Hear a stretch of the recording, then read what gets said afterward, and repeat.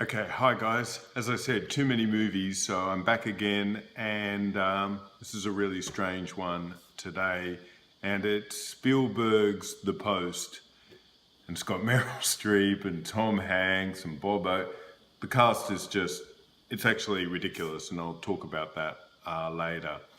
So the thing about this film is, as I usually do, I'll tell you very quickly in the next minute or so whether to go see it. Then we'll have a break, I'll talk about the film, and then we'll talk in spoilers. So a couple of weeks ago, if you've been watching my stuff, I reviewed 3 Billboards Outside Ebbing, Missouri. And I said everyone should see this film, even though I've got some major problems with it. So it's a very similar thing today. Everyone should see this film because the message is great. And I think it's a really important film in 2018 to talk about the free press. But, yeah, I've got some major problems with the film in the way the story is told. So go see it because it's important, and you should always probably see a Spielberg film. But I'm going to tell you why I do have some reservations. Okay, I'll be back in a second. Okay, so every time Spielberg brings out a film, you really just have to go see it. But if you've been watching film for a long time, you'll have noticed that probably in the last 10 to 15 years, Spielberg will, every second or third film, it'll be a bit of a history lesson, and often the film is not as good as the message, and I think that has happened again today with The Post. It is a really important story, and I don't want to really bore people with a history lesson, but the reason why The Post is a movie is because after various administrations, 4 administrations had lied to the American public about what was happening in the Vietnam War, and especially that internally they thought they were losing the war and could not win it, but they were saying publicly they were beefing up and they were doing all these various things. Daniel Ellsberg, who was an analyst in the Defense Department, he released what it became known as the Pentagon Papers, and he released them to the New York Times, not the Washington Post. And actually, this is a bad history lesson in terms of just journalism, because the New York Times really did a lot of the work to do with this. But why Spielberg has chosen the Post is for various reasons. Not only is he talking about free press, but he is also talking about the owner of the Washington Post. And this film really is as much about the First Amendment under the Constitution of the United States as it is about how women were starting to become much more equal in the workplace. And that story is mainly told through that of Katharine Graham, played by Meryl Streep. Now, Katharine Graham became a juggernaut in the publishing world, but you have to remember, and they go through that in the movie, she basically inherited the Washington Post through her father and then her husband, and she had worked as a reporter, and she's an interesting story because she came from the highest circles of social life in America, but she had also gone to college and worked as a beat reporter in San Francisco and famously covered a strike there. And her sympathies lay with the workers. So this was a person who could move in all variety of circles, but she was put under immense pressure during this time to toe the line and not be crushed by Nixon. And famously, as we see in the film, which you should know even before you go in, she stands with Ben Bradley, the famous editor of the Washington Post, and republishes or publishes new material about the Pentagon Papers after the New York Times had an injunction placed on it. So the way this film is really put together very quick. It's a work procedural.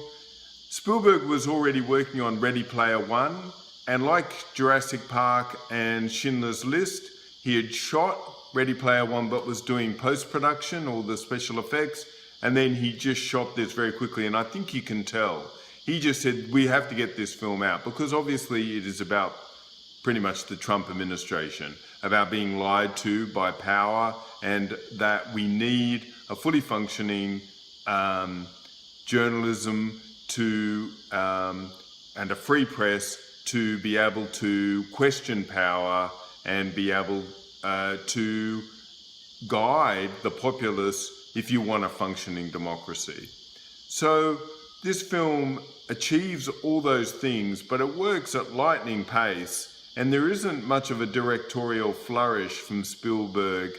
And I think the problem is, for this film is, compared to All the President's Men, where the film is telling a story, Spielberg is really giving a lesson. And even though that is an interesting lesson and great actors and nicely told, it still is a lesson rather than a story. And I think that told on me. The first third is really slow because it has to introduce all the people, has to kind of show people what this film is going to be about. Now, for someone like me who already knew a lot of that stuff, I found that very slow. So maybe a younger viewer might really appreciate that. As the film ramps up towards its conclusion, then it gains some pace. The best person in the film is Bob Odenkirk, and Bob Odenkirk plays a very famous journalist called, and I can't get this name right, but I think it's Ben Bagdikian, and he is the guy who really does a lot of the journalistic heavy lifting for the Washington Post. I think actually another problem for this film is every role is filled by A-listers. So it's weird when the lawyer walks in and it's, Jesse Plemons playing, and Carrie Coon plays two scenes. It's just ridiculous.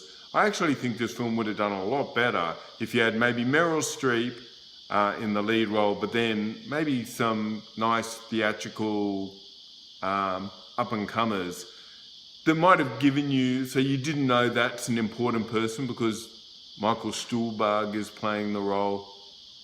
Gives you a lot of leads, and I don't think that helped the story. So all in all, look, this is a good film. It might be actually a great film, historically. It's a film that everyone should go and see, but I actually don't think artistically that it's a great film. It's not even a great newspaper film, and it's definitely not a great Spielberg film.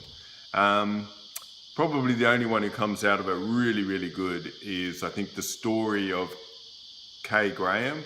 And I'm saying Kay Graham because she starts out at the beginning of the film really as Kay Graham, but by the end of the film, she's Katharine Graham. And Katharine Graham is really the icon that we know now. And I think that's the strength of this film. So we're going to have spoilers, but not too much more to talk about, and I don't think I can give too much away if you've read a history book. Okay, so spoilers. So spoilers today are kind of a bit silly because, what do you know? The Washington Post printed the Pentagon Papers and was taken to court. They went to the Supreme Court to argue their case. And in a very famous court case, they won 6-3. But more importantly, the judges who sided with the Washington Post talked about the role of a free press and the need to protect the First Amendment rights of the Constitution, and that it is up to the governed to be able to talk to and to watch the people who are governing them. So that's not going to be much of a surprise, I think, to anyone seeing this film. Even if you didn't know this story, you'd kind of think, well, the Washington Post better win this case. I think the other thing's interesting, it does show how Kay Graham does come Catherine Graham. Now, Catherine Graham, from that point, and right at the end of the film, the last scene is she jokes to Ben Bradley and says, well, I hope we never have to go through this again. And the last scene is a policeman calling in a break-in at the National Democratic headquarters, housed in, you guessed it, the Watergate building. And we then know that the Washington Post then really does some major investigative journalism. Ben Bradley and all them, they really come to the punch. But that film is All the President's Men. And that's why All the President's Men is the best newspaper film ever made and not The Post. But it was interesting to show how she rose to the top. And a lot of people don't know Catherine Graham. She wrote a memoir 4 years before she died and won the Pulitzer, and incredible. Like, you go onto Wikipedia, which I did before this, and just to make sure I had some names correctly spelled and stuff. And these people's lives are just incredible. Like, you know, Catherine Graham, like her grand aunt was, you know, part of the royal family of Hanover, and all these ridiculous kind of people that you kind of never hear about. And her sister-in-law had an affair with Kennedy, or was that Ben Bradley? I get them mixed up. They were all working in the same circles. But anyway, it's fascinating stuff. So there's not too many spoilers to give, that they win. And I think it's quite obvious that Spielberg has made this so that people will see this film and then use it as a prism to look at the Trump administration. And in that case, I have to recommend it. It is interesting. I'll just finish off with, supposedly, if you know, most people know this, but the President of the United States, whoever it is, they've got their own cinema there, and often they'll bring in films to watch, and often the cast and filmmakers will go along, and it's a big, you know, prestige thing. And supposedly, Trump is going to watch The Post. I can't fathom that it'd be so embarrassing for him when he, you know, rails against the press all the time, and here is a movie champion. I don't understand. But anyway, it'd be interesting to see if that actually happens. That's it for today. I've got a million other films I'm trying to keep up. And the other thing is, please subscribe, hit the bell, and you'll always know when I've got my latest reviews up. And I'm on Twitter at Guru Eden. So I'll talk to you then. Okay, bye.